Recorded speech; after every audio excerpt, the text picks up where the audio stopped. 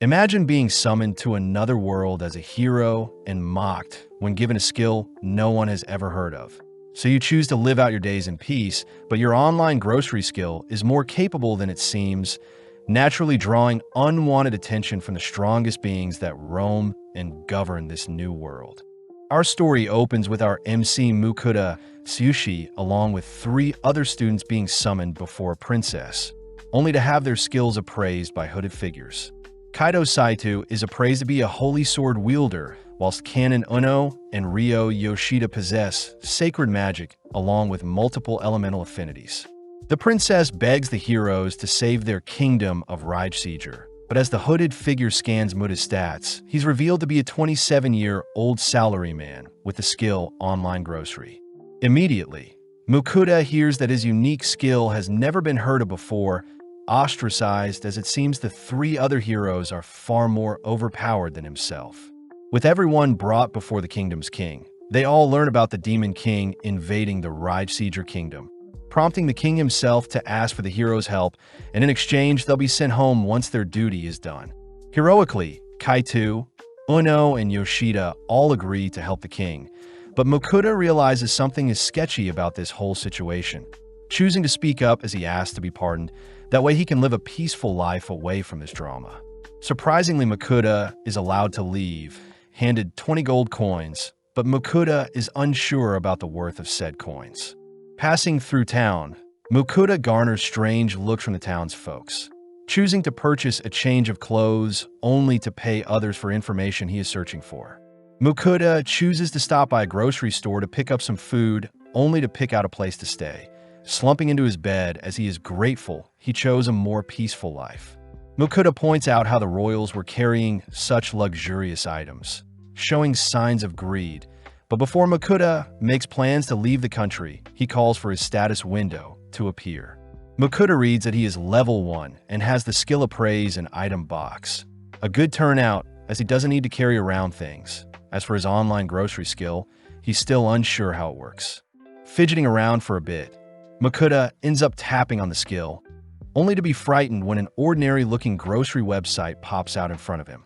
Sifting through the items, Mukuda starts by adding water bottles to his cart, only to move on to some bread he can eat right away. When he goes to check out, he is asked to pay for his meal, choosing to pay with a silver coin, only to receive what he ordered magically via a cardboard box. Mukuda is impressed by such a skill, swiftly munching on his bread, as he reasons such a skill was unknown to the royals and could be used to sustain him and make a profit in this new world. Making his way out of town, Mukuda is advised to head to the town of Keels near the border of the kingdom, barely managing to hitch a ride with other travelers. During his journey, he makes some small talk with a traveling merchant, learning that the merchant plans to sell some soap in Keels, an item that is considered quite luxurious. Mukuda wonders why the merchant doesn't just store his luggage in his item box. But the merchant says the item box skill is quite rare, with only 1 in 1,000 having such a skill, whereas the appraisal skill itself is the rarest of them all, with only heroes being able to wield such skills. Mukuda hears that appraisal items are precious and are strictly held by the guilds and countries. But when the merchant wonders why Mukuda is asking him such things, Mukuda manages to conceal his rare skills, reasoning that his secrets should be safe as long as no one appraises him. When a merchant hears that Mukuda is planning on staying in Keels permanently, the merchant says it's a good idea, seeing as trouble is brewing in VIDZ and rumors say the kingdom's borders will be closed soon. Right on cue, Mukuda arrives at a stop only to learn that all travel services have been suspended. Visiting a tavern, Mukuda chats with some knights, surprised that the knights plan on shifting their jobs to monster hunting, seeing as a war starting would be less favorable for them. Visiting the town's guild, Mukuda greets the receptionist only to request for escorts to help guard him to the kingdom of Venan by foot. Seeing as such a request is quite taxing, the receptionist asks that Mukuda pay 8 gold coins for his job, but seeing as he has no other choice, Mukuda reluctantly pays up. Immediately, the receptionist calls out to Werner and his party, prompting Werner from the Iron Will to introduce himself as a C-rank adventurer. Seeing as he wants to head out as soon as possible, Mukuda says he'll cook for the gang to save on expenses, something Werner is grateful for, as he says he'll get his party ready to set off tomorrow morning.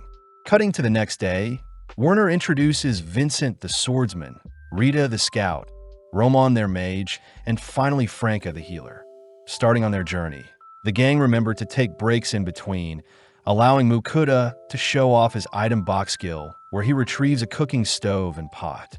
Mukuda remembers that a magic stove would cost him 50 gold, so instead he used his online store to purchase a gas stove, allowing him to whip up some soup and sandwiches for the gang. With every mouthful, the gang are impressed by Mukuda's cooking, but Mukuda is revealed to have used his online grocery skill to pick out some soup packets along with pre-made sandwiches. Seeing as his escort party is slowly warming up to him, they all agree to continue their journey, but with Rita as their front guard, she suddenly orders the gang to halt. Out from the nearby trees, two massive bugs fly towards them, prompting Werner and Vincent to dash towards the monsters, instantly slaying them. As Franca heals the party, Rita is seen reporting sightings of a red boar up ahead, but with Ramon's help, they escort the boar directly towards them. Stepping up to the plate once more, Vincent and Werner tag team the massive beast before them, but even as C ranks, they easily slay the creature. Harvesting the creature's flesh, the gang reasoned they can sell the hide and fangs of the boar for a good price. As for the flesh, Mukuda offers to store them in his item box. With the sun setting, the gang gather around Mukuda's cooking, all choosing to turn their backs to allow Mukuda to cook comfortably. Mukuda decides to combine the harvested bacon with some vegetables, topping the meal off with some sausages only to serve the meal with some bread. Seeing everyone scoffing down his warm stew, Mukuda is relieved they enjoy his cooking. But when Mukuda serves up a second round, he wonders why the others are so impressed by his simple cooking.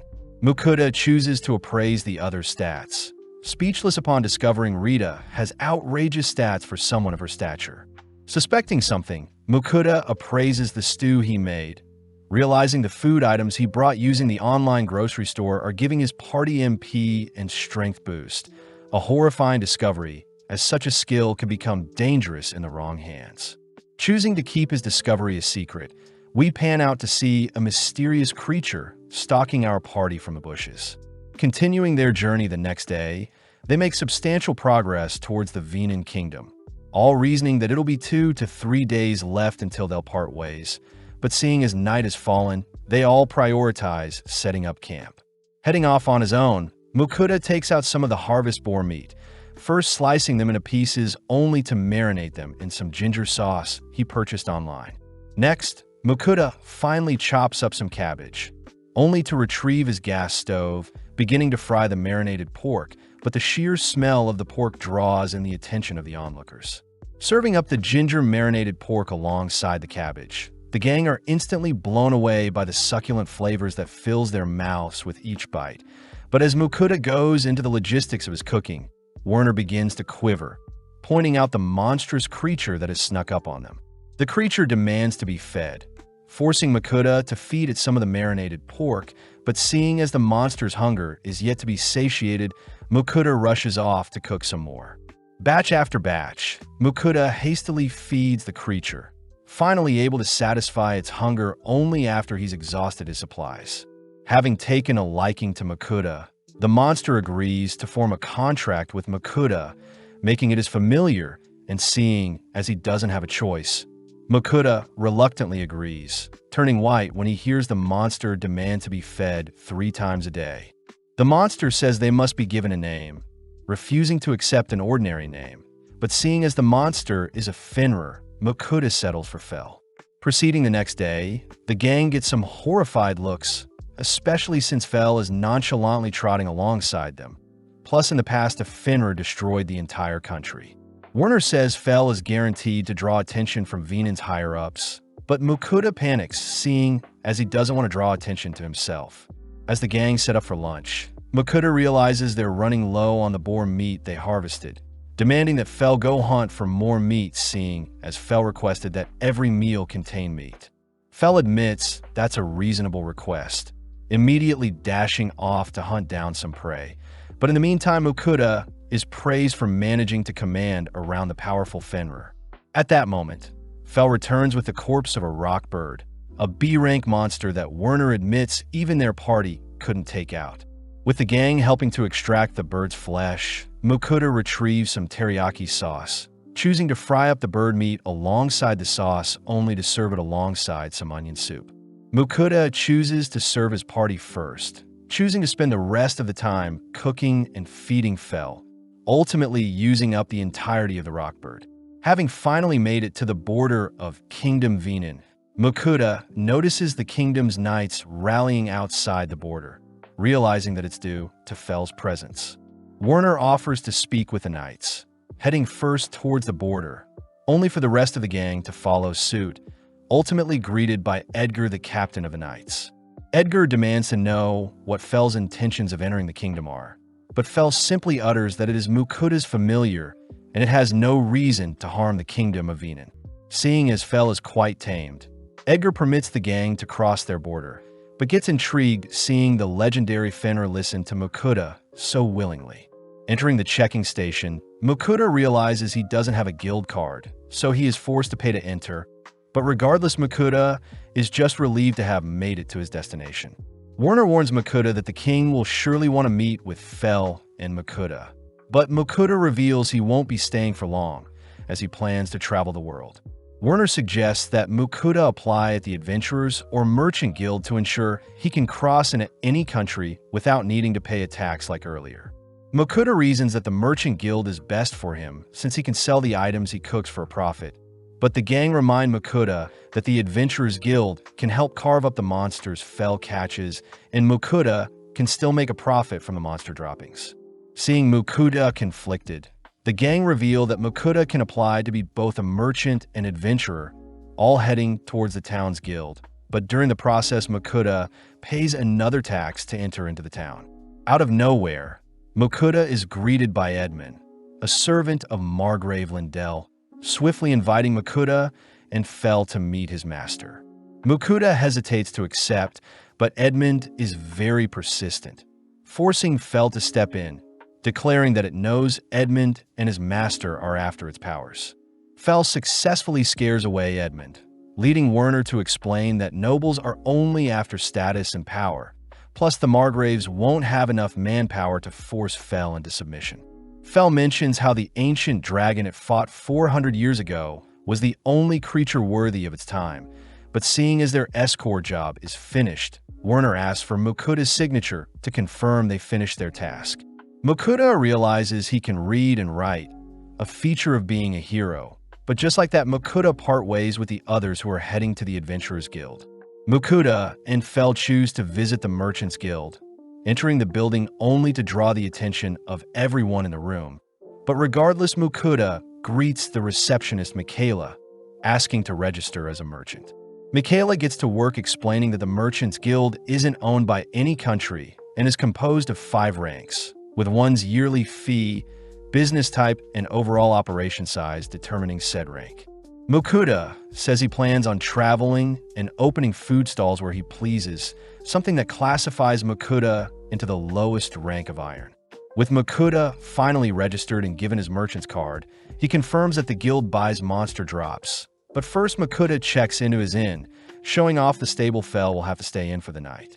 With it getting late, Mukuda gets started on dinner, piling up some meat for Fel only to wonder how he can satisfy his craving for rice. Mukuda chooses to invest in another stove to cook the rice, all whilst grilling the steaks in a separate pan, intentionally keeping them quite rare, just how Fel likes its meat. Topping the steak with some soy sauce, Fel instantly gobbles up the meat, demanding more, but Mukuda chooses to switch out the sauces to see which combination Fel prefers. After feeding Fel, Mukuda gets excited seeing as his rice is finally ready, carefully scooping out a bowl of rice only to top it with some steak and sauce, immediately devouring the meal. With Fel helping to clean up any leftover food, Mukuda is seen leaping into bed, but remembers to prepare the items he plans to sell the next day. Heading to the Merchants Guild the next day, Mukuda shows off the items he plans to sell, but Michaela gets shocked upon inspecting the items, quickly asking Mukuda to follow her to a separate room. Introduced to the Guildmaster, the Guildmaster reveals that the salt and pepper Mukuda plans on selling is so valuable it could be a gift for royals. The guildmaster asks to personally purchase the item, offering up 4 gold coins for the salt and 10 gold coins for the pepper, piquing Mukuda's interest as he purchased the salt and pepper for a measly 5 copper coins, each from his online store. Mukuda remembers that pepper used to be as valuable as gold in the past, but seeing Mukuda deep in thought, the guildmaster mistakes it for hesitation, choosing to offer up 17 gold for both the salt and pepper. With Mukuda accepting the purchase, he reasons he shouldn't exploit such a trade too often, heading outside only to direct his attention to the Adventurers Guild. Mukuda is greeted by Vianca, the guild's receptionist, who hands Mukuda a form to fill out for his guild membership, paying no attention to Mukuda, only to toss him his guild card once the paperwork is done.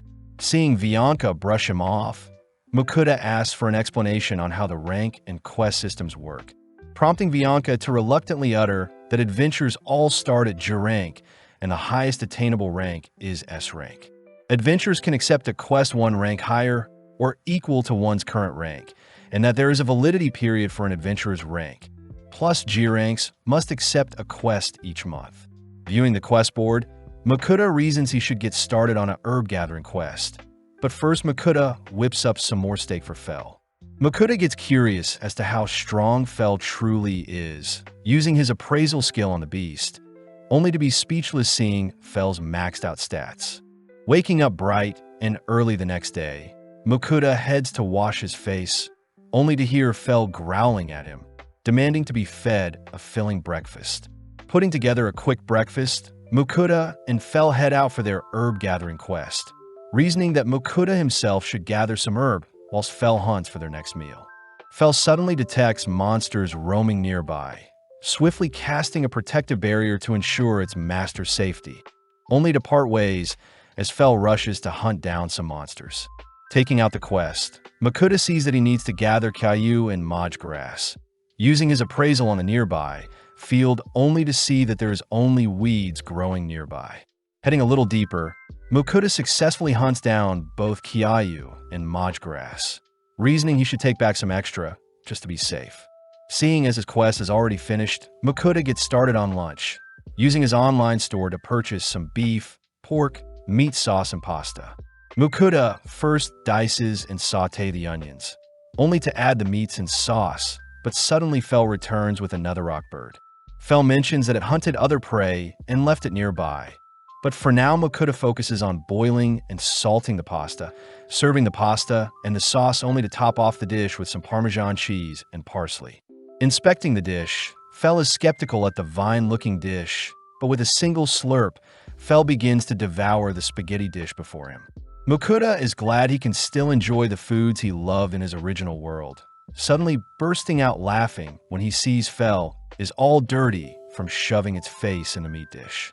Finally heading to inspect Fel's other prey, Mukuda scans the monster corpses, realizing that Fel has brought back a giant deer, black serpent, and murderous grizzly only to store them away in his item box. Mukuda does notice that Fel has brought back some orcs, skeptical if they're edible, but Fel reassures Mukuda that humans eat orcs all the time. Seeing as everything is done, Fel offers to give Mukuda a ride back into town, instantly dashing through the forest and towards town, but Fel's sheer speed almost knocks out Mukuda. Back inside the guild, Vianca is impressed that a G rank managed to gather so many herbs, handing Mukuda the pay for the quest along with the excess herbs he picked. Before Vianca leaves, Mukuda mentions how he would like to sell some monsters his familiar had hunted down, but Vianca is clearly too distracted adoring how fluffy Fel looks. Vianca points Mukuda to the guild's butcher, but upon learning that Mukuda has quite a heap of monster corpses he needs to sell, the butcher asks Mukuda to follow him out back. The butcher is glad to have finally met Mukuda, mentioning how there were rumors of him around town, but when Mukuda shows off the A rank and B rank monsters Fel slaughtered, the butcher becomes speechless. Mukuda says he needs to harvest the meat from all of the corpses, something the butcher says he'll have ready by tomorrow. But seeing as Fel is getting hungry, the butcher agrees to harvest an orc first. With a slab of pork in front of him, Mukuda says he'll use the parsley and Parmesan cheese from earlier, first slicing up the pork only to pound it thinner, covering it with an egg flour mixture and finally frying in the pan. Mukuda chooses to add parsley and cheese to the dish, serving up 2 styles of pork piccata along with any leftover sauces. As our duo devour the meal, we see Mukuda returning to the butcher the next day, amazed the man was able to separate everything in a single day. The butcher also hands Mukuda his pay for the monster droppings, frightening Mukuda when he learns his payment is 202 gold coins. The butcher says the orc testicles, boar skin, and monster fangs are ultimately what yielded such a high payout, plus A rank and stronger monsters drop magic stones. Mukuda is grateful to the butcher for teaching him such things, hearing that the butcher used to be an adventurer and that Mukuda could probably get away with calling Fel a great wolf instead of a Fenrir to attract less attention. With nothing left to do in town, Mukuda and Fel continue their exploration of this new world, choosing to travel all day only to stop and set up camp once the sun begins to set. Seeing as Fel had earned him a lot today, Mukuda asks what Fel wants for dinner, but as Mukuda scrolls through his online store for takeout food options, Fel can't help but drool profusely. Settling on an assortment of meats, Fel takes his time gobbling each individual lump of meat, but off to the side Mukuda starts to cook up some Japanese black wagyu. Serving up a single wagyu steak to Fel. Fel is quite disappointed at his portion size, but upon tasting the steak, Fel can't help but admire the sheer tenderness the way the wagyu feels in its mouth. Mukuda hears that since monsters roam the world, there is no need to raise or domesticate animals. But as the duo wrap up their well-earned meal for the night, Fel is seen all fired up, noting how Mukuda's meal is giving it extra strength that could even rival the ancient dragon and its sworn rival. Curious, Mukuda appraises Fel's stats, shocked to see his food has buffed all of Fel's stats by 50%. Too restless, Fel swiftly casts another barrier to protect Mukuda whilst it's gone, speeding off into the night only to leave Mukuda to set up his sleeping bed for the night. Happily tucking himself in as Fel's barrier is putting him at ease. With Mukuda fast asleep, we see Fel encountering a rock bird only to take it down with a single swipe. Up next, a giant deer catches Fel's attention, but a single lightning spell dispatches the deer. Noticing a swarm of orcs nearby, Fel leaps into the epicenter of the gathering, immediately wiping out the horde with a torrential wind spell, only to notice an orc general appear. Sadly, the orc general's movements are far too slow, allowing Fel to slay it with a single swipe, but suddenly a chimera appears. Having just gotten started, Fel's roar sounds throughout the night, and by daytime Mukuda is in disbelief seeing all the monsters Fel had slain whilst he was sleeping. Hearing that Fel was able to take down a chimera with a single attack, Mukuda declares that the black wagyu will be removed from their meals moving forwards, especially since it gave Fel too great of a buff. In the coming days, we see Mukuda cook up a cockatrice with some soy sauce and lemon glaze, sitting down to enjoy a sandwich only to ask how Fel hunts. Fel says he uses mainly his teeth and claws, and only uses magic to eliminate weaker creatures, mostly wind magic, seeing as Fel had been blessed by the goddess Ninrir. Mukuda wonders if he can use magic too, opening up his system terminal only to confirm that he has a magic stat, but wonders how he can cast his first spell. Fel says you only need to think of casting a spell to use magic, but Mukuda says a genius like Fel won't be able to teach him, choosing instead to picture a fireball, but when Mukuda tries casting a spell, nothing happens. Seeing Mukuda embarrassed, Fel says Mukuda must allow magic to flow through his body first, asking Mukuda to touch its fur to feel the sensation of magic flowing through him, only to ask Mukuda to replicate the feeling himself. Setting up a can, Mukuda conjures a mini fireball, but his cast strength is far too pathetic to strike the target. Fel suggests that they engage in actual monster combat to help Mukuda grow, but upon seeing Mukuda wimping out, Fel drags Mukuda deeper into the forest. Discovering some goblins, Fel asks Mukuda to attack them, but Mukuda fears that the goblin swarm will be too much for him. Annoyed, Fel howls, drawing the goblins' attention towards Mukuda, who hurriedly flees. Running alongside Mukuda, Fel instructs Mukuda to continuously cast spells to survive only to leave for now, as Fell wants to hunt monsters as well. Seeing no other way out, Mokuda manages to fire off 2 fireballs, but accidentally trips over a rock when he gets too distracted. With the horde now pouncing on Mokuda, Mokuda is suddenly protected by the barrier Fell had casted earlier, and seeing as he still needs to fight off the goblins, Mokuda lets rip several more fireballs. With only a few remaining, Mokuda musters his remaining strength to cast a final greater fireball, but having no strength left, Mokuda collapses to the ground. As the remaining goblins approach Mokuda, Fell arrives intercepting the goblins, but as Mokuda finally falls unconscious, he awakens later that night angry at Fell for putting him through that experience. Fell says Mokuda should be thankful since Mokuda can now use magic. Plus, Fell says he can detect Mokuda's level has risen, something Mokuda confirms as he is now level 3 with the fire magic unlocked. As a gift, Fell shows off a Goblin King he has hunted, and even though goblin flesh is not edible, Fell says Mokuda can still cash in the magic stone the goblin has. Fell says he wants to be rewarded with a meal, hinting at the fact that a Wagyu steak may suffice, but Mokuda says he won't be serving Wagyu anytime soon, especially since Fell was too energetic afterwards. When Mokuda prepares to start cooking, he suddenly collapses onto his knees once more, declaring that they'll have to buy stuff online for their dinner, seeing as he's too tired. Served up a massive plate of dessert buns. Fell watches as Mokuda nibbles on a melon bun, following his lead as he too devours his platter of desserts. As Mokuda serves up seconds, he warns Fell not to eat too many sweets or he'll become sick, but Fell says his blessing from the goddess Ninrir makes him immune to any poisons of debuffs. Mokuda can't help but get jealous, screaming out into the night sky to be blessed as well, all whilst a mysterious being listens to Mokuda's pleas. Reaching their next town, Mokuda is cornered by some knights who are threatened by Fell, but luckily Mokuda's guild card calms down the knights, seeing as Fell is registered as Mokuda's familiar. Fell gets annoyed when others call him a great wolf, using telepathy to communicate with Mokuda, seeing as they are master and slave technically. One of the knights reminds Mokuda that he is responsible for any damages Fell may inflict, but as the duo head through town, they reason they should find a map to see where they're heading next. Checking into the Elmira's Inn, Mokuda asks Fell to wait for him only to leave Fell with some snacks so he doesn't run off. Visiting the town's bookstore, Mokuda stumbles onto a book that teaches basic magic, only to be shocked to hear the book will cost 7 gold coins, especially since paper is quite rare in this world. As for a world map, Mokuda hears that such an item is considered a nationally restricted item, ultimately forced to leave empty-handed. Having failed to learn anything from the town's library as well, Mokuda returns to a starving Fell, annoyed to hear that Fell wants to be fed.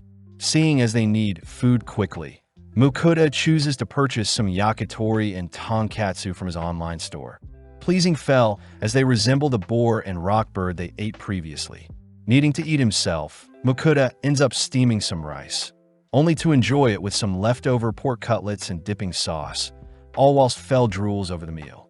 Exploring town the next day, Mokuda stumbles into a bar only to approach some men to ask them a few questions. When the men refuse, Mokuda buys them a few drinks, cheering up the mood as they gladly invite Mokuda to sit down. Mokuda starts by uttering that he traveled from the kingdom of Rager and it's his first time in the kingdom of Venin.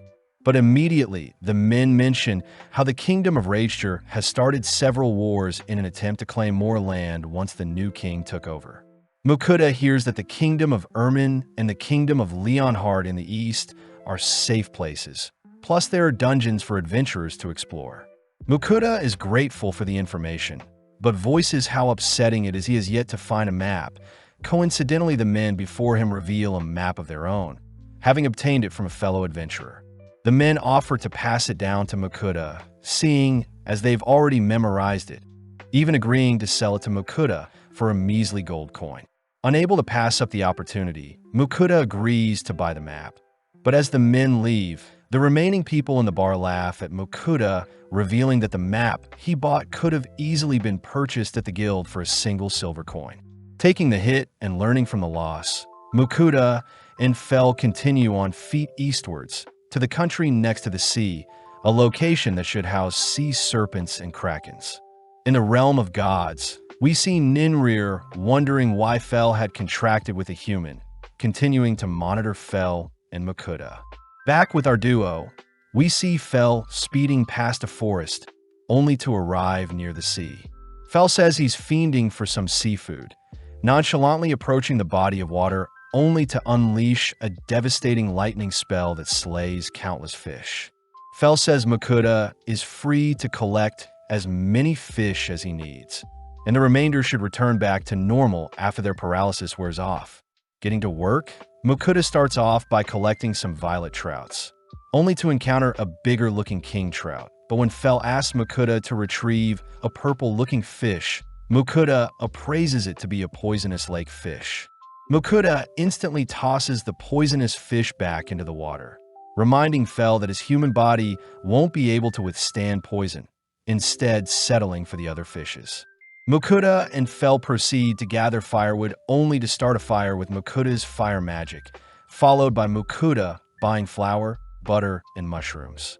Next, Makuta washes and guts the fishes, seasoning them with salt only to skewer and roast them over a fire. Moving on to the king trout, Makuta begins filleting the fish, switching things up by wrapping up the king trout in some foil alongside some seasoning, placing this batch alongside the fire to cook.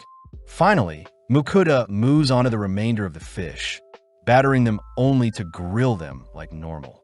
With 3 different fish dishes completed, the boys tuck into their dinner, prompting Makuta to take out a can of beer to pair it with the fishy meal. With every bite of fish and sip of beer, Makuta gets lost in the endless flavors in his mouth. But suddenly Fel cries for more fish, forcing Makuta back onto his feet as he continues to fry up some more fish. Having stuffed themselves, Makuta mentions how their dinner reminded him of camping, but as he heads to clean up, he suddenly bumps into a slime. Fel reasons that they shouldn't worry about an insignificant creature like a slime ruining their night. And when Makuta pokes at the slime, he can't help but adore it. Checking its stats, Makuta confirms that the slime was born 3 days ago and has very low stats. But when Makuta sees that the slime is hungry, he feels bad since there is no food left. Surprisingly, the slime hops over to the rubbish that is piled up, slowly dissolving the rubbish Makuta was supposed to clean up, but Makuta steps in when it begins to dissolve his cooking utensils. In mere moments, the slime had helped Makuta clean up any trash left over, earning some praise from Makuta as he gives the slime a tight hug.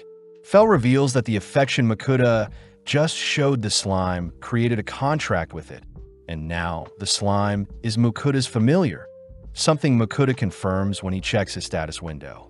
With a new companion added, Makuta gives the slime the name of Sway, cutting to a few days later where Makuta is training his earth magic, having discovered recently he had an affinity for it. Seeing Makuta's slow progression, Fel offers to find more monsters to challenge Makuta's growth, but Makuta blatantly refuses, instead sitting down for a break alongside Sway. Makuta notes how big Sway has grown, having progressed from level 1 to 8 in 3 days. Strange since Sway has only been eating the trash that's been piling up. Seeing as everyone is getting hungry, Makuta quickly whips together some miso stir-fried orc meat atop some rice and lettuce, something Fel instantly gobbles up. Makuta had made extra, so Sway could eat with them, all 3 sitting down to appreciate the salty and tender dish. As Fel and Sway dust off their plates, they both ask for seconds, only to cut to later that night where our trio are stuffed. Checking Sway's stats, Makuta confirms that his cooked meals give temporary buffs, adoring Sway as it helps clean off the dirty dishes and bowls left over from his cooking, reminding Makuta that they should celebrate Sway's first meal. Makuta chooses to prepare some red bean buns and hot tea for everyone, a food that makes Fel crave desserts more and is an item that makes Sway hop around gleefully. The next day, Fel is seen staring off into the distance only to wake Makuta up as they need to discuss something serious. Fel reveals that Ninrir had sent him a divine message last night, uttering that Ninrir is willing to bless Makuta if he offers up a payment of sweets every week. Although Makuta is confused, Fel continues by stating that the blessing Makuta will receive is a minor blessing that can still grant immunity to most illnesses, but instant death and powerful curses are still a threat. Luckily, such a blessing will boost Mukuta's magic capabilities, but Fell emphasizes that Mukuta needs to offer up sweets once every week, annoying Mukuta as it's obvious that Ninrir clearly just likes sweets.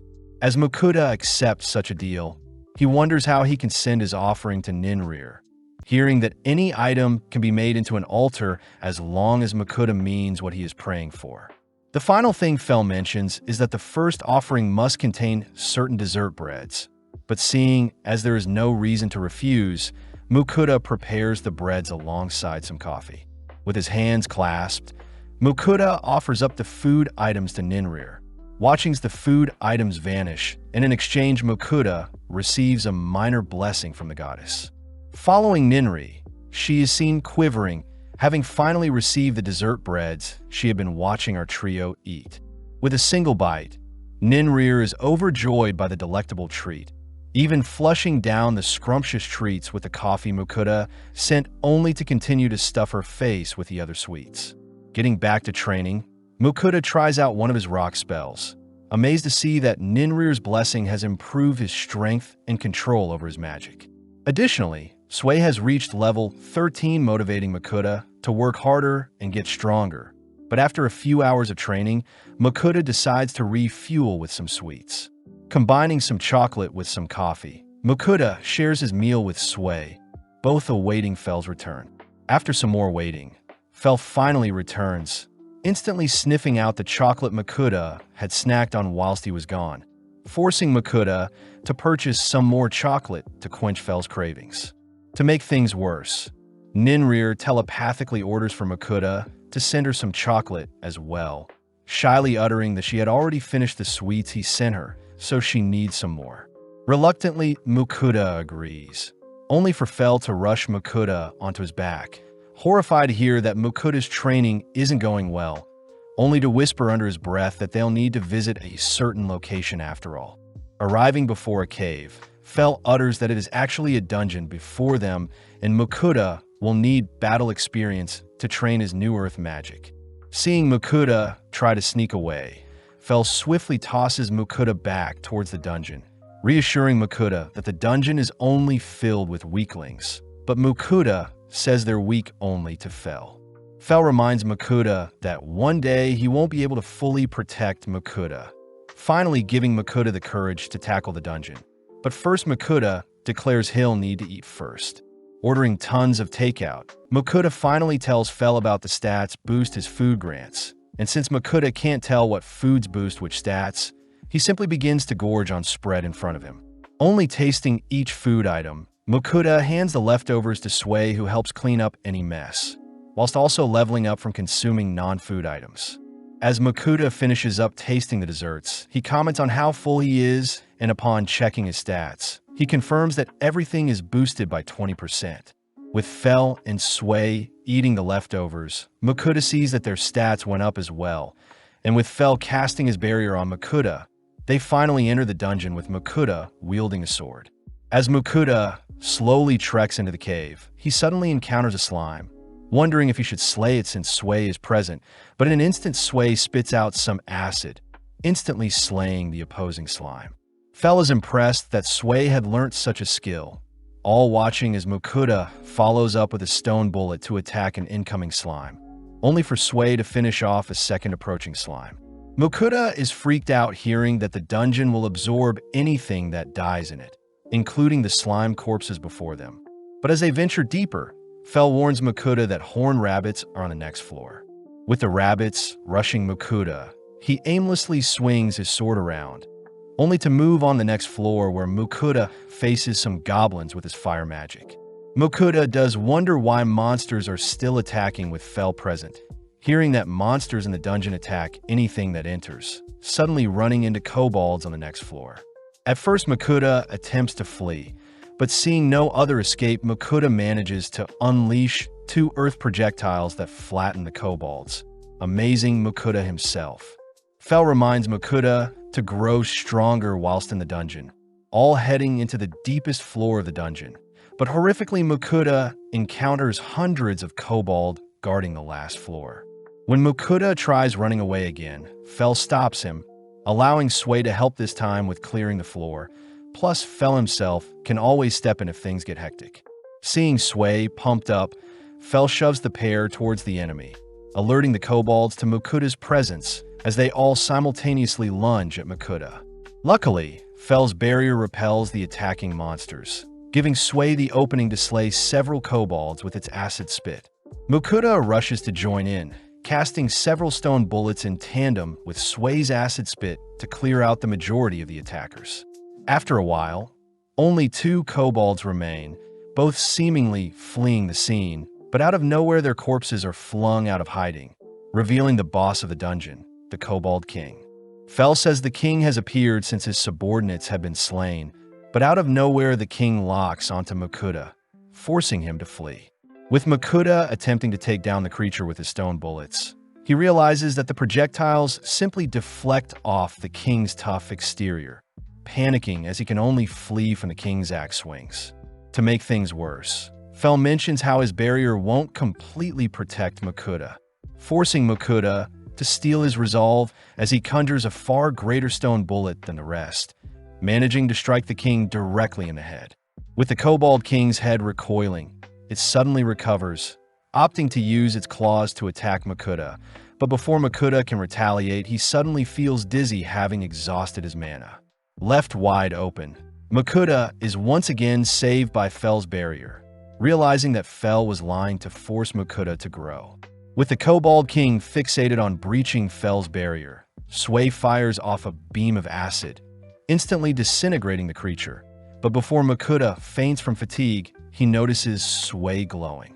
Back outside, Mukuda awakens from his slumber, reassuring Sway that he's fine, but strangely enough, Sway can now communicate with him. Mukuda pulls Sway in for a hug, checking her stats only to see that she's evolved from a baby slime to a slime, explaining why Sway was glowing earlier. To top things off, Sway is already level 7 after her levels reset.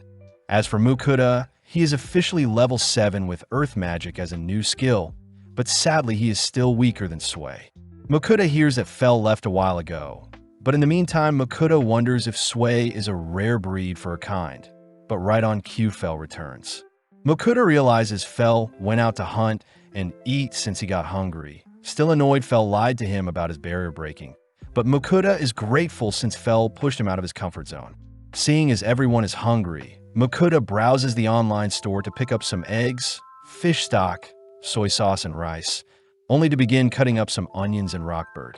Next, Mukuda simmers the ingredients in a broth base, only to top everything off with some eggs, adding the mixture to some rice to reveal a rice bowl. As our trio devour the well-earned meal, they choose to rest up afterwards, but Mukuda suddenly bursts out laughing hearing Sway call Fel her uncle.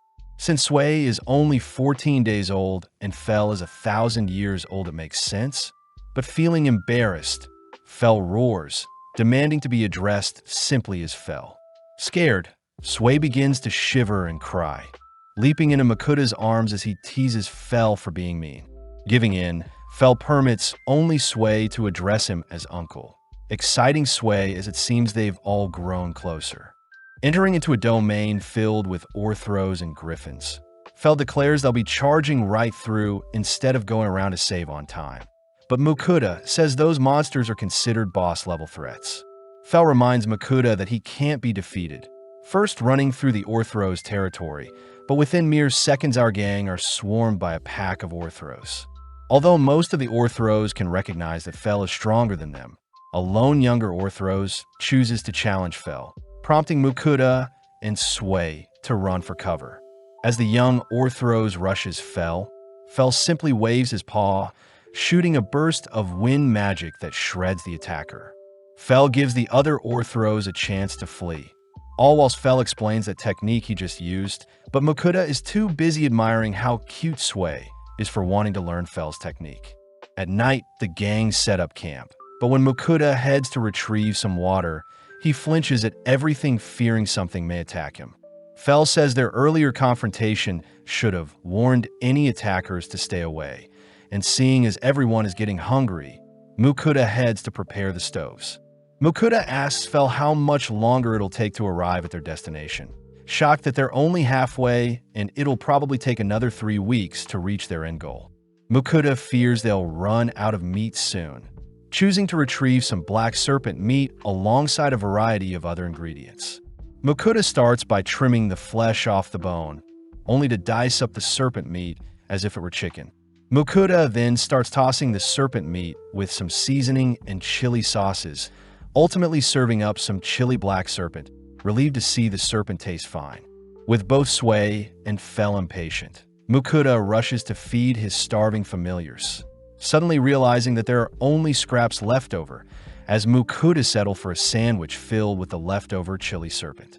The next day, the gang enter into Griffin territory, but make a pit stop when Fel detects some rare healing mushrooms nearby. When eaten, the mushrooms can heal wounds or broken bones, and seeing as there is quite a lot of mushrooms present, Mukuda starts collecting them while Sway devours some.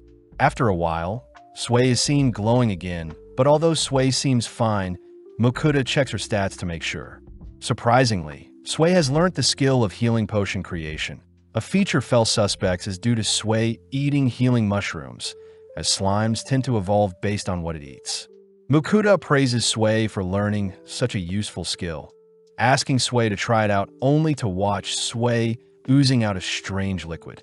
As Mukuda catches the liquid in a bottle, he inspects the substance only to see it is a high-quality liquid that can heal things from impending death. With Sway showing off other types of healing potions it can create, Fel admits that he has never seen such an intelligent and skilled slime like Sway before, something Mukuda celebrates as he hit the jackpot with Sway. In the next 3 days, the gang finally encounter their first griffin, but as the creature flies towards the gang, it suddenly greets Fel with its head hung low.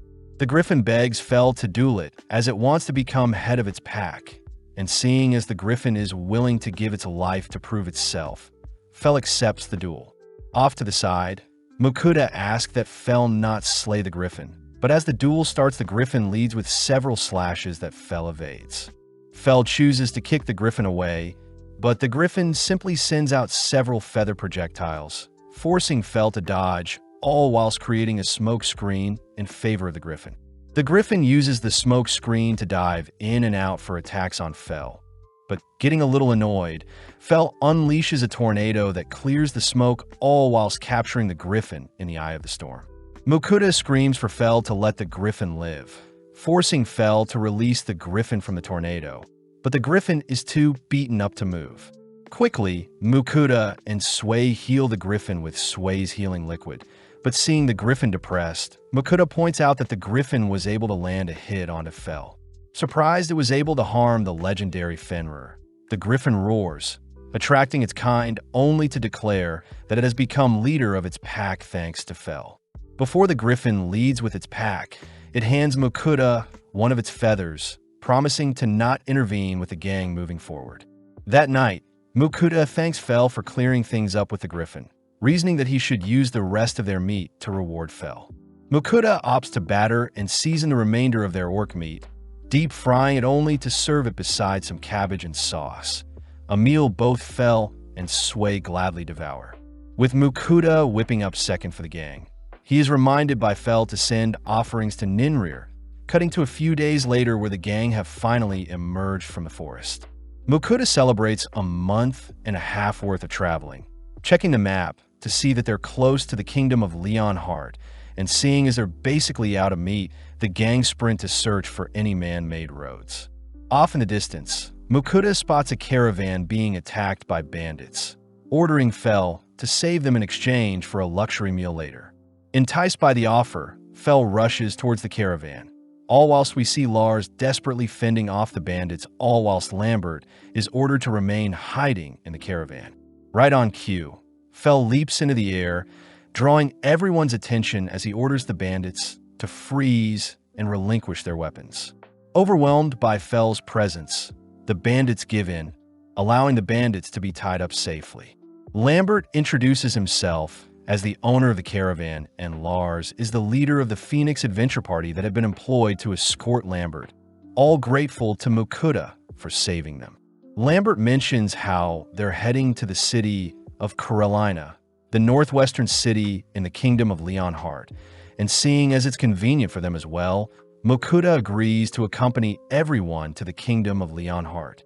Traveling all day, Mokuda ends up hearing rumors from the guards that Fell is either a great wolf or a Fenrir, and that the rumors spread fast due to letters being exchanged via a magic teleportation tool.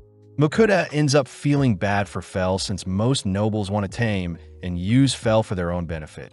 And to make things worse, Mokuda himself has a rare item box, appraisal skill, and even the online grocery skill, all things that will cause a massive stir if leaked.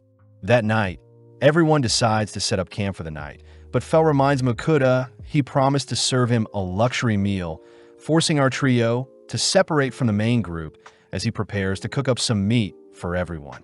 Mokuda reports that only meat scraps are left, but wanting to make the most of the remaining meat, Mokuda ends up dicing up and battering the remaining meat only to deep fry them.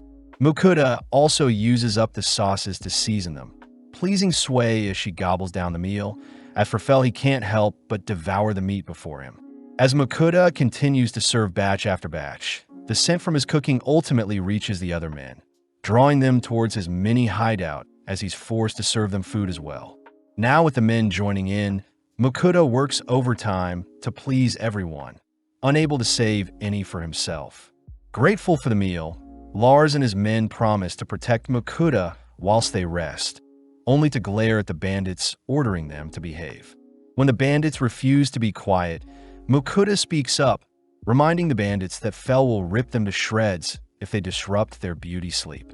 The next day, Mokuda finally arrives at Carolina, the 5th largest city in Leonhardt, a place where Lambert's family have been leather merchants for generations. Seeing as Lars is heading to the guild to report the bandits they captured, Mokuda promises to visit Lambert's store later, first accompanying Lars to the town's guild. Surprisingly, Mokuda learns that his G-rank license had been revoked since he hasn't accepted a quest for over a month, learning from Annette that most G-ranks try getting to F rank as soon as possible. That way he'll have a 3-month grace period between quests. Seeing as he won't make the same mistake twice, Mokuda asks to re-register his guild license, this time reporting that Sway is a new familiar he wants to register, but this only makes other adventurers mock him for taming a slime. Afterwards, Mokuda asks where he can submit the monsters he's collected, only for Lars to ask if he and his men can watch, curious as to what monsters Fell had slain. Seeing the massive monster pile, Lars and his men are speechless, but Mokuda continues to pile up the corpses, stopping just before he adds the Chimera corpse. Johan the Butcher is impressed to be given the chance to carve up so many corpses, but Mokuda asks if it's fine to have his monsters butcher in places other than the guild, but Johan advises against it since non-licensed butchers are sketchy. In mere moments, Johan perfectly extracts a portion of the red serpent's delicate skin, making Mokuda and Fell crave the taste of the serpent's meat. Lars suddenly realizes something, asking what meats were served to them last night. But upon hearing that Mokuda had served them A-rank and B-rank monsters, Lars and his men immediately apologize for stuffing themselves with such rare monster meat. Mokuda is surprised at first, but reassures the men it was fine, something Lars can't accept as he promises to assist Mokuda if anything arises in the future. Checking into the Griffin in that night, Mokuda reasons that he should reach F rank whilst he's in town, plus he needs the guild's butcher to help extract the meat for their adventures. Before Mokuda heads to sleep, Ninrir's voice reminds Mokuda to complete his weekly offerings, and seeing as there is a pudding and jelly sale in his online store, Mokuda offers up a variety of sweets to the goddess. The next morning, Mokuda checks out the quest board, learning that basic escort jobs are worth 1 point, herb gathering is worth 2 points, and goblin hunting will garner 3 points. Seeing as he needs 100 points to rank up, Mokuda estimates that it may take around 2 to 3 months, but Fell orders Mokuda to take all the goblin slaying quests to speed things up.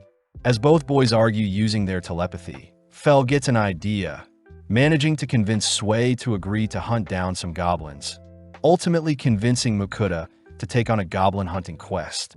Heading eastwards, the quest rewards 5 goblin kills with 3 silver coins and 3 points. a reasonable offer for hunting goblins. After a few minutes of searching, our trio stumble onto 3 goblins, but in mere moments, Sui shoots them down with her acid spit. Mukuta is thrown off when the quest requires Mukuta to slice off a goblin's ear as proof of a successful hunt, traumatizing Mukuta as he screams whilst harvesting the ears. Having made too much noise, another army of goblins approaches our trio, but Sui gets to work dispatching them one by one. Not satisfied, both Sui and Fel drag Mukuta toward the nearby goblin settlement, ultimately managing to rack up quite a few hundred goblin corpses. Moving on to harvesting the goblin ears, Mukuta wonders what they'll do with the remainder of the goblin bodies, fearing that it may attract other monsters or even create a dungeon itself. Fel reckons they should leave the corpses be and let nature do its magic, but Mukuta refuses, asking if Sui herself could melt down the bodies. Happily obliging, Sui ends up growing massively in size after cleaning up a fraction of the corpses, and when Mukuta checks Sui's stats, Mukuta sees that Sui has evolved into a big slime. Having gained the skill to proliferate, Sui shows off her skill to change size at will, splitting her body apart into smaller Suis only to begin dissolving the remainder of the goblin corpses. Mukuta is amazed by how overpowered Sui has gotten, but seeing as it's almost lunchtime, Mukuta declares they'll be having bread today. Changing things up, Mukuta purchases a variety of breads with savory fillings, intriguing Sui as she discovers different meats within each bread. As Fel tucks into the meal, Mukuta indulges in some coffee to wake himself up, a little disappointed that his plan to rank up slowly has been ruined, as the goblins they racked up in a single day have garnered him enough points to reach rank F already. Returning to the guild, Mukuta submits the horde of goblin ears he had collected, but this ends up causing a stir at the guild, stressing Mukuta out when the guild master himself asks to speak with Mukuta. Guided by a net out back, Willem the guild master greets Mukuta, grateful for Mukuta for taking out the goblin settlement near their town. Mukuta is shocked that Willem has deduced that Fel is indeed a Fenrir, but more importantly, Willem reads a message from the royal palace, informing Mukuta that the royals and nobles are aware of our trio's presence in their town, and that they'll leave Mukuta alone. Mukuta celebrates a happy accident, suddenly hearing that Willem is willing to promote Mukuta to a C rank, but Willem would like Mukuta to do him a couple favors. Mukuta fears that Willem has some devious quest lined up for him, but Willem corrects Mukuta, uttering that he actually needs Fel to take on some A rank and S rank quests for him. With Fel agreeing, Willem says there are a few quests that have been lying dormant for ages. Plus, Willem will ensure no one gets in Mukuta's way when taking on the quest. Seeing as it's the perfect time, Mukuta finally shows Willem and Johan the Chimera and Ortho's corpses he had been keeping secret, reasoning that the 2 men would be trustworthy enough to deal with them. But Willem fears that he won't have enough money to pay for such valuable monster corpses. The men settle for butchering up the Blue Orc, an S-rank monster, and an Orc King, another borderline S-rank creature, both powerful beings that Fel was easily able to slay. Sui gets motivated to hunt down powerful monsters just like Fel, all whilst Willem tells Mukuta to come back once Johan finishes butchering up the monsters. Plus, he'll give Mukuta his C-rank license tomorrow as well. That night, Mukuta reasons they should switch things up from the normal fried food, opting to cook a meal with vegetables. Mukuta first boils some rock bird, only to have Sui help him shred the bird, only to finish the first meal by adding some sauce to the bird and vegetables. Next, Mukuta gets started on stir-frying a portion of the rock bird with some vegetables, ultimately serving up the dishes to Fel and Sui, all whilst indulging in a beer himself. Mukuta chooses to combine the dishes with bread, all dusting off the dishes as Mukuta voices how proud he is that Sui wasn't picky about what she was served. Noticing Fel cramped in his sleeping space, Mukuta offers to lay down a futon to help Fel sleep, only for everyone to finally head to bed. The next day, Mukuta heads to the guild to collect his guild license, amazed that a C-rank card is silver and that C-rank adventurers only need to complete a quest every 6 months. Finally, Willem shows off the payout Mukuta will be receiving for his monster corpses, first starting with 461 gold coins for the initial monster corpses with the red serpent. Next is 1,415 gold coins for the ogres in the second pile, and finally is the payment for clearing up the goblins and their settlement, totaling a final payout of 1,946 gold coins. Willem admits it's the biggest amount of money they've paid a single adventurer. Plus, Makuta knows he still has leftover fund for his other adventures, fearing that his 2,000 plus gold coins will draw in other attackers. Willem does remind Makuta that he still needs to take on 2 quests to keep up his end of the bargain, starting with hunting down a metal lizard along with a pack of bloody hornbulls. Willem asks that Makuta hunt the metal lizard first, as their nest is meant to be at the foot of the Pascal Mountain and will take a 2-day carriage ride to get there. The blue lizard definitely has a favorite food, but there are no documents on what it may be. Plus, the lizard is immune to most physical attacks due to its tough metal exterior.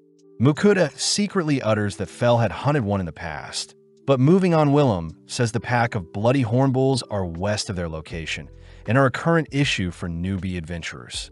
Willem warns against the bull's dangerous pack size, but Fel can only think about all the beef they can eat, exciting the trio as the guild is willing to pay for half of the bulls they slay.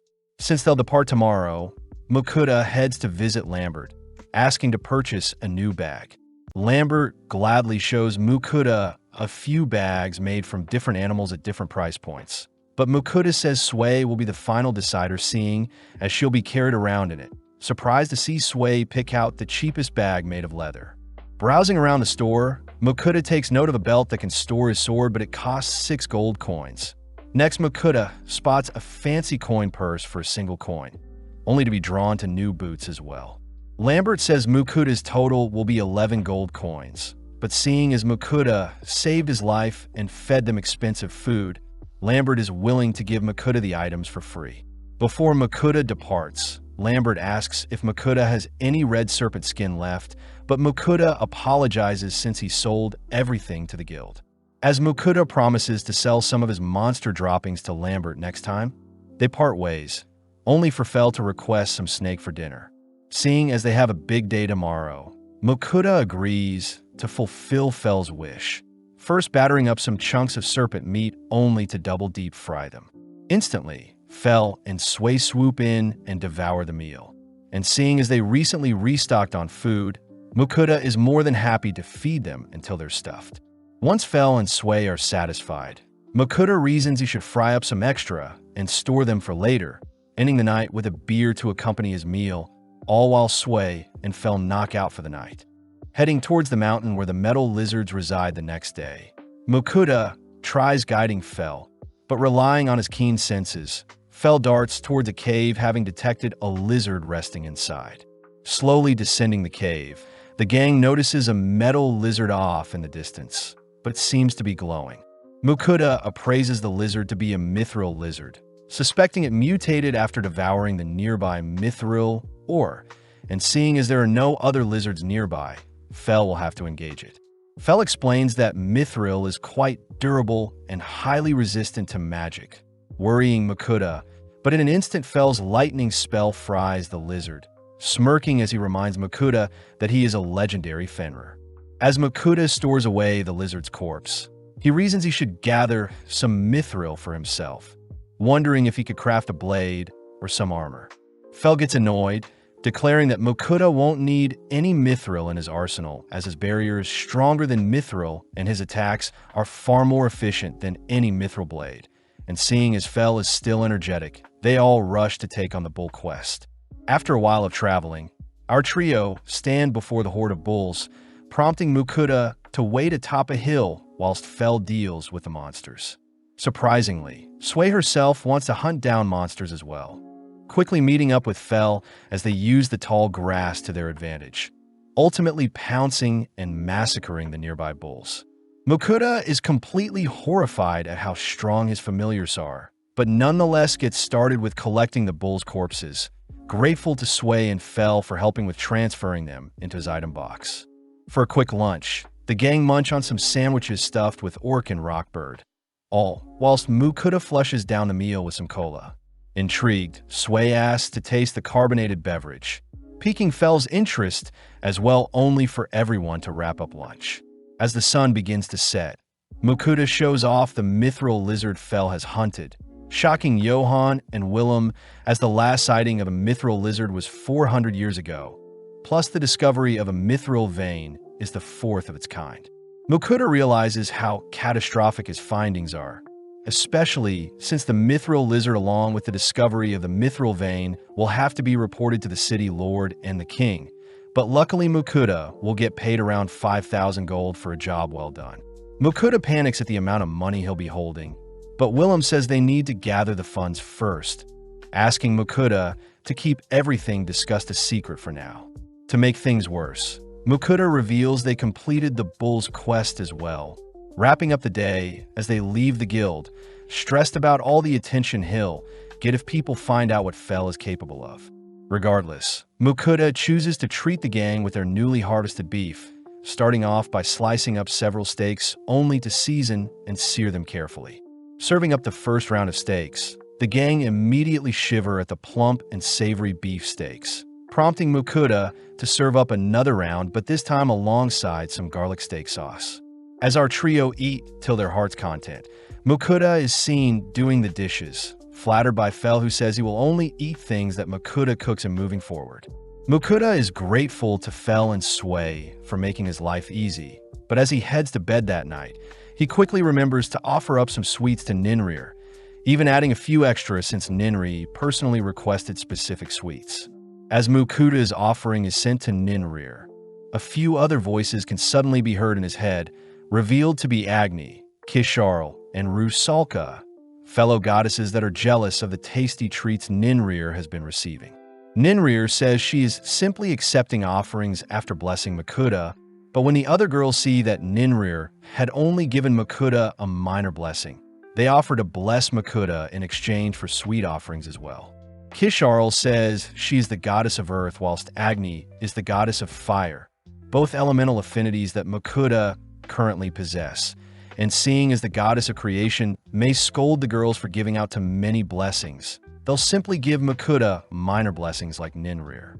Mukuta secretly wonders if he could deny such offers, especially since it's never been heard of for someone to have more than one blessing. But having heard enough of Mukuta's whining, Agni and Kisharl both bless Mukuta regardless.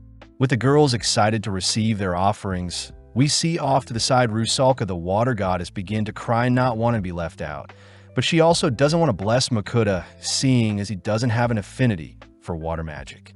As Mukuta racks his brain to cheer everyone up, he suddenly notices Sway checking on him, swiftly asking for Rusalka to give her blessing to Sway, a perfect candidate. Happily obliging, Rusalka ends up fully blessing Sway, all suddenly demanding to be given their offerings now. Seeing as he has to keep up his end of the bargain, Mukuta purchases a box full of sweets, sending the offering up to the goddess only to collapse into his bed exhausted. Mukuta chooses to check his stats, amazed at how stacked they are, reasoning that Sway and himself should try out their new powers. Heading into a forest the next day, Mukuta confirms that his fire and earth magic have been severely boosted, and it seems he isn't as fatigued after casting a decent amount of spells. Up next, Sway tries out her new powers, dazzling everyone when she manages to conjure a massive water ball on her first go, only to decimate a nearby tree. To top things off, Sway's slashing attacks easily shred several trees at once, prompting Mukuta to instruct Sway to only attack monsters with her new powers. When Fel asks to spar Sway, Mukuta immediately forbids such a thing. Instead, Mukuta tries out his new rock wall skill, all whilst Fel heads off to do some hunting. When Fel returns with a black serpent corpse, Mukuta shows off a new house he made with his earth magic, but sadly Fel and Sway are more fixated on dinner.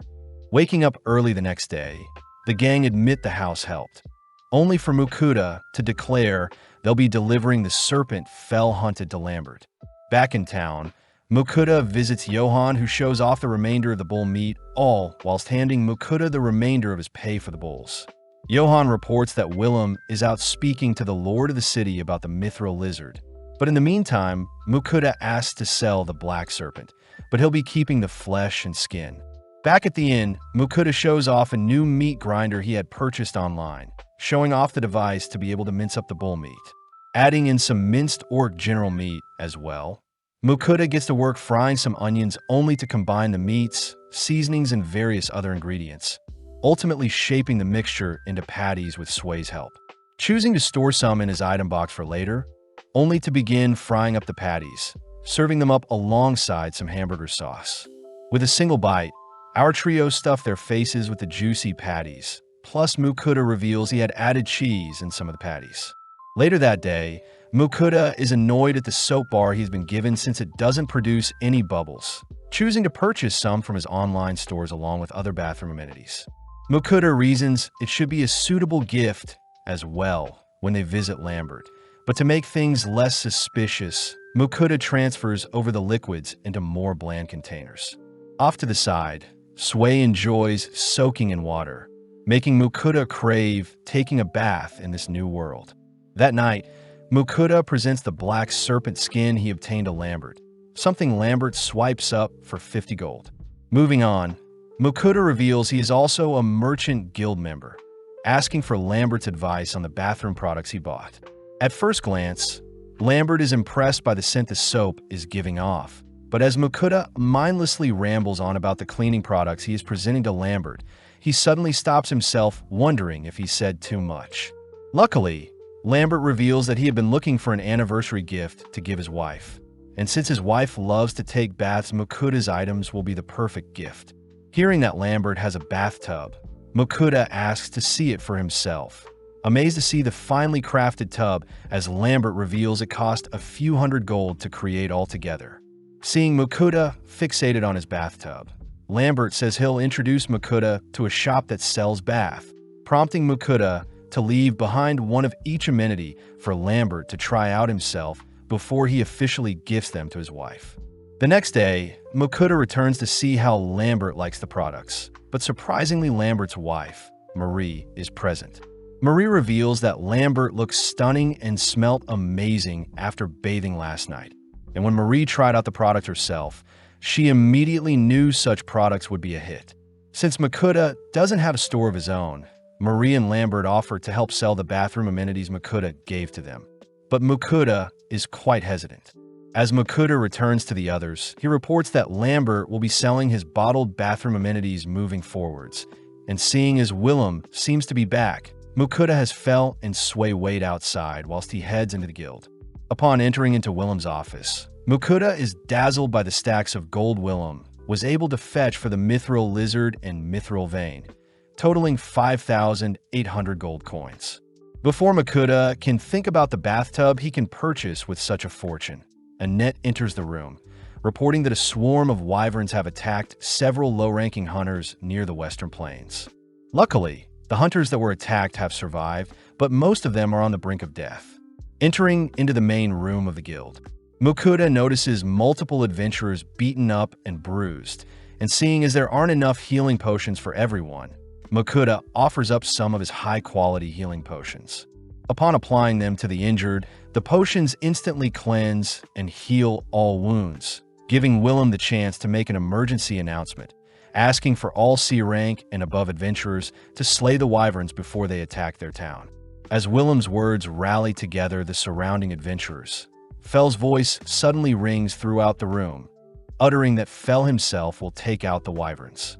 Willem admits that it would be much appreciated, promising to pay Mukuta handsomely if Fell succeeds, but Fell only cares about devouring the wyvern flesh. Departing immediately, Fell escorts our gang through some grassy terrain, only to halt when they all spot wyverns circling them from above. Mukuta appraises the wyverns to be creatures that hunt in packs and have poisonous stingers for their tails, but Fell is not one bit afraid, instead using the opportunity to teach Sui how to fight aerial monsters. With Mukuta staying behind, Sui rides Fell in a battle, only for Fell to be forced to evade the wyverns diving towards them. Fell instructs Sui to target the wyvern's head or wings, but on her first go, Sui only manages to land a hit on a wyvern's wings, sending it plummeting from the skies.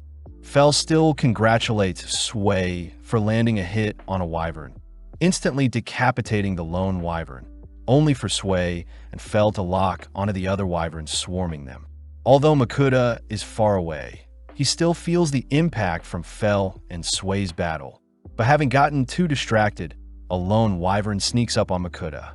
As the wyvern attacks with its tail, Makuta is once again protected by Fel's barrier. But before the wyvern can attack Makuta again, Sway appears, absorbing and blowing the creature away. Right on cue, Fel monstrously appears behind the wyvern, instantly shredding the creature only to clean up the rest not too long after. Seeing as they've earned their lunch, Makuta heads to retrieve the leftover patties he had prepared earlier, declaring that he'll be frying the patties to create a different dish. With a light coating of breadcrumbs, Makuta presents a stack of crispy and juicy deep-fried patties, all enjoying their lunch under the gorgeous blue sky and luscious fields, all whilst Willem and the other guild members await our hero's return. As night falls, our trio finally return to the guild, reporting that all the wyverns have been eliminated. The adventurers in the guild immediately begin to celebrate, all whilst Willem utters that half of their adventurers would have been wiped out if it weren't for Fel. Funnily enough, Fel utters that they took so long because they had lunch afterwards. Makuta starts his report by declaring that they collected 13 wyverns in total, and that most of them are intact, so the guild can buy the corpses, but Makuta wants the wyvern's flesh.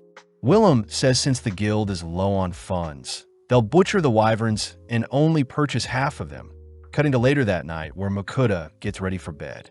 Realizing that he needs to offer up some sweets to the goddess, Makuta suddenly gets contacted by Agni, who demand her offerings, only for Ninrir to privately speak with Makuta, asking for a larger portion than the others.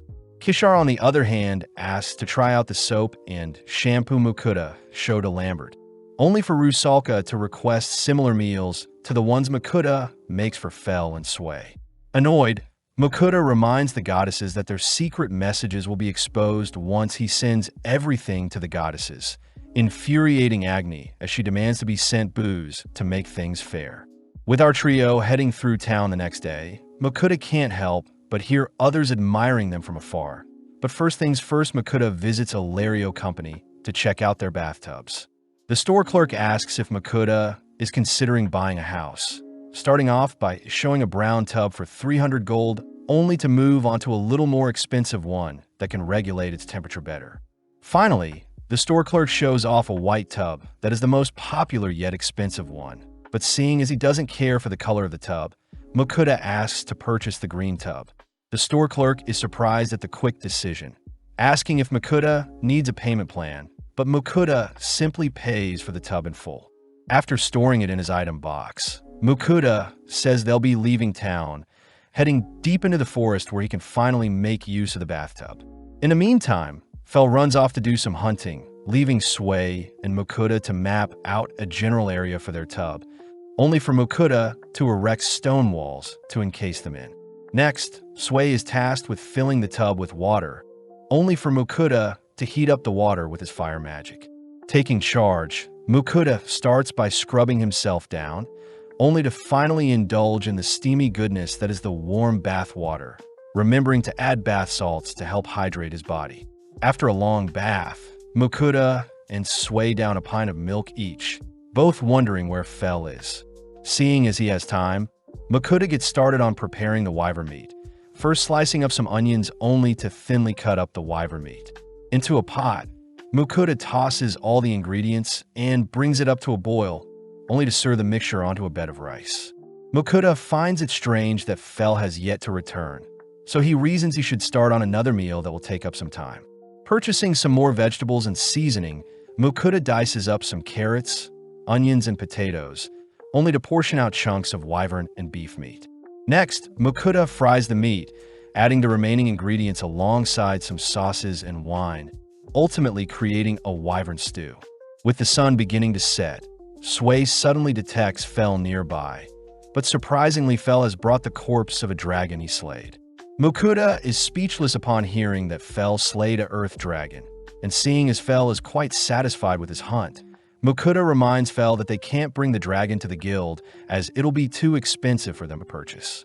More importantly, Fel is able to sniff out the sweet scents of the stews Makuta prepared, but Makuta states they won't be having dinner until Fel cleans himself up. Searching through his online store, Mukuda chooses to pick out some grooming products for pets, only to begin brushing out Fell's fur to untie some knots. Moving on, Mukuda begins splashing Fell with some water to prep him for the shampoo. But seeing as it's taking longer than usual, Mukuda uses Sway as a shower to spray down Fell. Finally, Mukuda and Sway begin scrubbing down Fell with shampoo, rinsing him off only to combine fire and wind magic to dry Fell off. With it now being dinner time, Mukuda first serves up the beef bowls to Fell and Sway, all appreciating the flavors that come with eating wyvern meat with rice, plus the pickled ginger cleanses the palate. Seeing as the wyvern stew will taste better tomorrow, the gang settle for eating the beef bowl today, only for Mukuda to declare that Fell will be taking a bath every once or twice a month to ensure Fell is clean and hygienic. Returning to town, Mukuda shows off the earth dragon Fell slayed, but Willem and Johan are in complete disbelief, both refusing to touch the creature, seeing as every part of the dragon is extremely valuable. Luckily, Willem mentions that the guild master from Dolan is quite knowledgeable on dragons, and seeing as Dolan is close to the sea, the gang get excited. Wrapping up his stay in town, Mukuda makes sure to say his farewells to everyone, receiving a letter meant for the guildmaster at Dolan along with a map Willem had marked to help with Mukuda's travel. The season ends with our trio finally departing for Dolan, but the gang remember to set up camp that night and try the wyvern stew Mukuda had made the previous day, exciting Fell and Sway for what other meals Mukuda has in store for them. In a creepy-looking forest, we see Fell easily electrocuting several venomous tarantulas, but Sway is sad he didn't get to fight. Fell orders for Mukuda to make them a delicious meal since they've been traveling all day. But first things first, Mukuda stores the tarantulas in his item box, and upon checking up on his remaining meat supplies, he states they'll be having gyozas. With everyone excited, Mukuda first opens his online grocery skill and purchases some gyoza wrappers and seasoning, and with the supplies arriving, Mukuda gets to work prepping the ingredients only to combine them all together with the seasoning. Finally, Mukuda begins delicately wrapping each individual gyoza, and with Sway helping, Mukuda finishes his prep work only to move on to frying them. With a pan filled with gyozas, Mukuda makes sure to fry the puffy pastries with a flour water mixture, and by topping off the dish with some soy sauce, Mukuda proudly shows off his soy sauce gyoza dish. Within mere seconds, Fell gobbles down the plate, mesmerized by the intricate meat and sauces accompanying the crispy texture. And as both Sway and Fell devour Mukuda's cooking, we pan out to see a creature spying on them.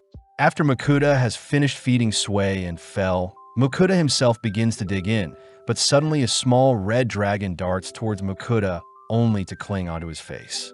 Immediately, Fell recognizes the creature to be a pixie dragon, a rare breed of small dragons. But funnily enough, the dragon seems to be fixated on Mukuda's gyozas. Upon feeding the creature a gyoza, Mukuda can't help but adore the creature gobbling down his cooking, and when Mukuda hands the creature the rest of his plate, Fell warns Mukuda that the small dragon is actually a powerful magical creature. When the dragon finishes up its meal, it immediately darts towards Mukuda's head only to emit a bright light, and before Mukuda knows that the dragon has become Mukuda's familiar. Strangely, Mukuda can now speak with the dragon, and with Sway excited by their new friend, both Fell and the dragon seem to get along quite well as they're curious as to what other foods Mukuda will whip up for them. Before the gang departs, the dragon reminds Mukuda to give it a name, and seeing how the dragon is quite small, Mukuda settles on the name Dora. Dora is immediately annoyed at the childlike name, especially since it's been alive for more than 100 years. But nothing can be done now, as Dora will be part of their party moving forward. Cutting over to the city of Spinning Krell, we see Mukuda registering Dora as his familiar at the Adventurers Guild, but immediately Guildmaster Rodolfo comes to greet Mukuda. Rodolfo is amazed at the pixie dragon Mukuda had tamed, giggling since someone he knows would have killed to see Dora, but needing Mukuda to complete a special mission. Rodolfo asks if Mukuda can investigate a nearby forest. Rodolfo says there have been lots of monsters in the nearby forest as of lately, and they must resolve the issue fast as the town tend to harvest the webbing from the insects in the forest for their goods. Plus, Dora reassures Mukuda that the spiders and centipedes they face will be no issue for him. as Makuta and his party chat telepathically. Makuta suddenly remembers the tarantulas they caught, and when he shows Rodolfo, Rodolfo is completely speechless, as the tarantulas would have normally taken an entire party to trim down before they reproduce. Thanking the gang, Rodolfo says the tarantula's shells and webbing are very expensive, but most importantly, Makuta's familiars are intrigued to taste the monster's plump flesh. Curious as well, Makuta agrees to sell off the tarantulas but asks for their meat to be left for them, leading the gang to stroll through town as the tarantulas are butchered.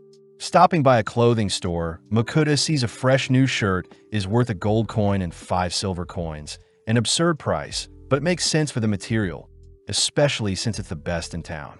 Getting pumped up, Makuta cries that he'll shop for some new things whilst he is in town, and after a long day of shopping, the gang return to the guild. Meeting up with Rodolfo, we see the legs of the tarantulas resembling some gorgeous crab legs, and with a single bite of the plum steamed meat, Makuta becomes blown away by the succulent flavors.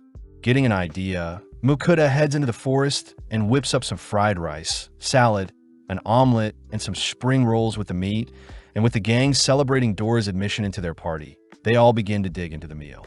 Bite after bite, the refreshing and savory flavors all intermingle with each other, and before Makuta forgets, he chooses to grill some of the tarantula legs, just like he would crab legs. Immediately, the others swarm Makuta's grill, forcing Makuta to share them. In the middle of the meal, Dora reveals that he had smelled Makuta's cooking when he was in the city of Carolina, but this means that the sudden influx of monsters in the nearby forest must have been Dora's existence, as the monsters were simply trying to scare Dora away. Regardless, the gang wrap up their meal, and as we cut to later that night, Makuta and Sway are seen cooling off in a hot steam bath. Settling in for the night, Makuta wonders if he is forgetting something, but as we cut to the next day, Makuta is seen selling the remainder of the tarantula shells from the legs they devoured yesterday. As Makuta hands Rodolfo some leftover meat, he remembers that he still needs someone to help process the earth dragon Fell hunted down, prompting Makuta to ask if Rodolfo knows anyone in Dolan that can help process the earth dragon corpse. Caught off guard, Rodolfo cries that Makuta can buy an entire kingdom with the dragon corpse. So Rodolfo chooses to hand Makuta a piece of paper asking for Elland, the guild master that resides in the dungeon city of Dolan, and with the men parting ways, Makuta continues his travels.